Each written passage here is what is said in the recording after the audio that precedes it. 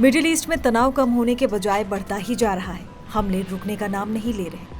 हर दिन लाखों जिंदगियां तबाह हो रही हैं। अब इसी क्रम में 26 अक्टूबर की सुबह फिर एक बड़ा हमला हुआ। इजरायल ने ईरान पर हवाई हमले किए। इस हमले में ईरान के सैन्य ठिकानों को खास तौर पर निशाना बनाया गया।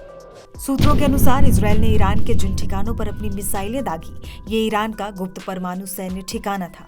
यहाँ पर ईरान या तो अपनी मिसाइलें तैयार करता था या फिर उन्हें वहां रखता था। इजरायल के इस हमले के बाद मिडिल ईस्ट में तनाव जैसे हालात बने हुए हैं। कयास लगाए जा रहे हैं कि इजरायली हमले के जवाब में ईरान भी अब किसी भी वक्त जवाबी कार्रवाई कर सकता है। अब इसी कयास के बीच ईरान के सुप्रीम लीडर खामेनेई ने बड़ा ऐलान भी कर दिया है। अली खामेनेई ने सोशल मीडिया के एक पोस्ट के जरिए इजरायल को खुली चुनौती दी है।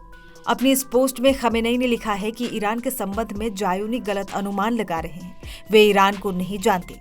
वे अभी भी ईरानी जनता की शक्ति, पहल और दृढ़ संकल्प को सही ढंग से नहीं समझ पाए हैं। हमें उन्हें ये बात समझानी होगी। एक दूसरी पोस्ट में खामेनेई ने कहा कि हमारे अधिकारियों को ये आकलन करना चाहिए और सटीक रूप से समझना चाहिए कि दुश्मन को ईरानी लोगों की ताकत दिखाने के लिए क्या करने की जरूरत है और जो कुछ भी इस देश और राष्ट्र के सर्वोत्तम हित में है वो करे। अब देखना होगा कि इजरायली हमले के बाद ईरान का ये तीखा तेवर क्या एक बड़ी जंग की तरफ इशारा कर रहा है। बताते चले कि शनिवार की सुबह इजरायल ने ईरान पर सबसे बड़ा हमला बोला। हवाई हमले में ईरान की इजरायल पर 100 से ज्यादा लड़ाकू विमानों का इस्तेमाल किया। हमले के बाद आईडीएफ ने एक बयान भी जारी किया जिसमें कहा गया है कि ये ईरान और उसके प्रॉक्सी को हमारा जवाब है। इस हवाई हमले में ईरान की राजधानी तेहरान को भी निशाना बनाया गया। तेहरान में भी मिसाइलें दागी गई। सूत्रों के मुताबिक हमले के दौरान तेहरान से भी धमाकों की आवाज सुनाई दी गई है।